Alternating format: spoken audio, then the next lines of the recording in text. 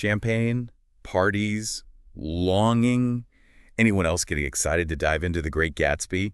Okay, yeah, I know it's practically a rite of passage to have this as homework at some point, but trust me, this deep dive, we're going way beyond the SparkNotes version. What's amazing to me is how relevant it still feels. Like, we're talking about a bunch of rich people partying in the 1920s. Why does that still hook us? Exactly. And that's kind of the whole point of this, right? Figuring out why this book matters. Well, to really grasp it, we have to start by painting a picture of the world Fitzgerald was depicting. The Jazz Age. It's pretty impossible not to imagine flapper dresses and illegal speakeasies when you think about the 1920s. It was a time of immense change. It's 1922. Prohibition is in full swing, so you've got this fascinating undercurrent of rebellion, hidden bars, bootleggers like Gatsby making fortunes. Women are pushing boundaries too, embracing new freedoms. And amidst all of this, you have the American dream, this glittering promise that seems tantalizingly within reach. But like, was it really within reach? Or was it all a big facade? That's what I find so interesting about Gatsby.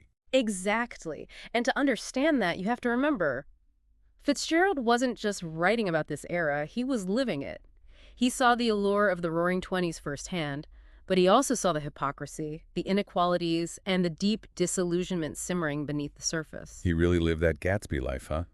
Those lavish parties, the impossible love. Well, about that, think about Gatsby and Daisy, right? That yearning he has, the way he just can't quite reach her, it directly mirrors Fitzgerald's own life. You're kidding. Was Daisy based on a real person? Her name was Ginevra King, Fitzgerald's first love. Beautiful, wealthy, everything he thought he wanted at the time. Yeah, she broke his heart. She represented a world he desperately wanted to be a part of, but her family saw him as unsuitable, too poor, not good enough.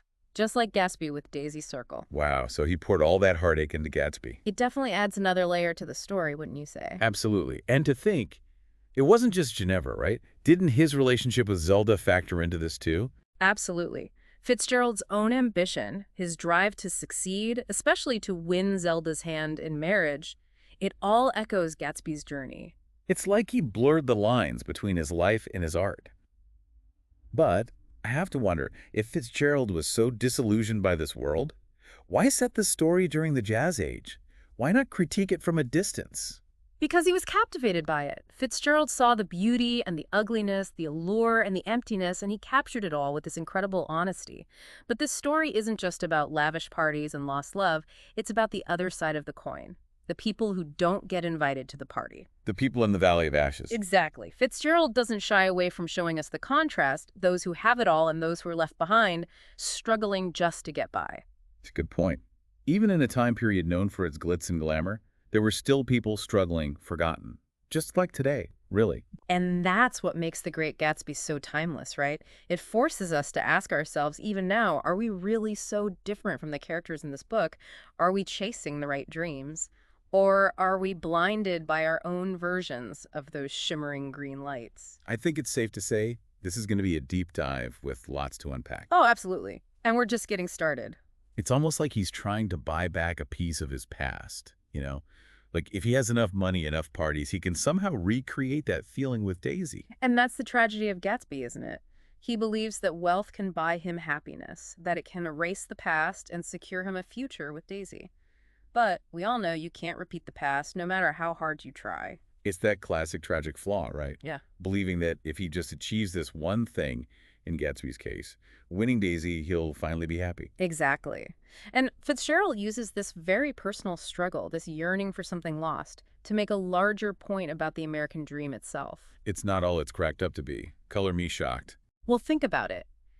Gatsby achieves the material success so many people crave, the mansion, the parties, the wealth, but it doesn't bring him the fulfillment he expected. In fact, it leads to his downfall. That whole climax of the book is brutal, man. Everything just unravels so quickly. It's like watching a car crash in slow motion, you know? You see it coming, but you can't look away. And poor Myrtle. She gets caught in the crossfire of Gatsby and Daisy's drama. She becomes a victim of the carelessness and recklessness of the wealthy elite. Remember, Myrtle and her husband, George, live in the Valley of Ashes. They represent the people who are struggling, the ones who are invisible to those living in the bubble of West Egg and East Egg. And tragically, Myrtle becomes a symbol of the human cost of Gatsby's relentless pursuit of Daisy.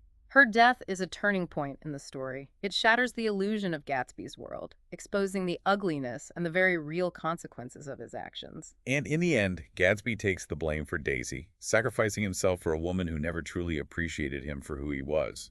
It's heartbreaking because you realize that the green light at the end of Daisy's dock, the symbol of Gatsby's hopes and dreams, was just an illusion all along. He was chasing a ghost, a memory, and it cost him everything. And that's the tragedy, isn't it? Gatsby's death isn't just about a love triangle gone wrong, it's about the death of a dream. The American dream, as he envisioned it, was built on a lie, a yearning for a past he could never reclaim. So was Gatsby great? Or was he delusional? I'm honestly still not sure. That's the million-dollar question, isn't it? And Fitzgerald doesn't give us easy answers. He leaves us grappling with the complexity of Gatsby's character, the allure and the danger of his dreams. Was Gatsby great? Or was he Gatsby? A man driven by longing and ultimately undone by it. I have to say, I'm feeling a little heartbroken for Gatsby, even knowing he was flawed. And that's the mark of a great writer, wouldn't you say? Fitzgerald doesn't force a simple answer. He makes us think, makes us feel the weight of these choices, even almost a century later. It's almost like he's holding up a mirror to us, not just the characters from the 1920s, don't you think? Absolutely. Think about it. Gatsby was obsessed with wealth, status, trying to recapture the past. Sound familiar? Oof, yeah. Social media is basically one big, curated highlight reel these days. Exactly. It's that same allure of more, more, more, without always asking ourselves why. Just like Gatsby. And chasing those empty dreams. Mhm. It's a recipe for disaster, just like we saw in the book. And that's Fitzgerald's warning to us, isn't it? That kind of ambition without a moral compass. It's hollow, it leaves you empty, even if you get everything you think you want. So what are we supposed to take away from all this? If Gatsby's story is a cautionary tale, what's the lesson? Maybe it's about redefining greatness.